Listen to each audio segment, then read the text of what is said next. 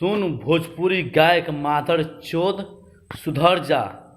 तो मैं बिगड़ूंगा ना जब तुम लोग सुधर जाएगा। ऐसा सुधरेगा से तुम ही जानेगा, पूरा बिहार जानेगा। जब चाहता है, जैसे चाहता है, किसी के माँ, किसी के बहन, किसी के बेटी के ऊपर गाना गा लेता है। अपने माँ, अपने बहन, अपने बेटी के ऊपर गाना गा माधर चोद भोजपुरी गायक।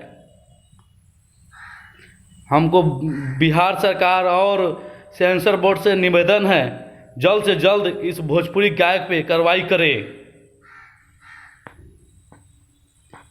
जब जैसे चाहता है, जैसे भोजपुरी गाना गा देता है, किसी के बहन के लेके फरार हो गई, फलावा के बेटी सपनवा में आवेली। भोजपुरी गायक से निवेदन है, साले अपने बहन, अपने बेटी, अपने माँ के ऊपर गाना गा। एक बार और बोल रहा हूँ, बिहार सरकार और सेंसर बोर्ड दोनों जल्द से जल्द इस भोजपुरी गायक पर कार्रवाई करें। जय श्री राम दोस्तों।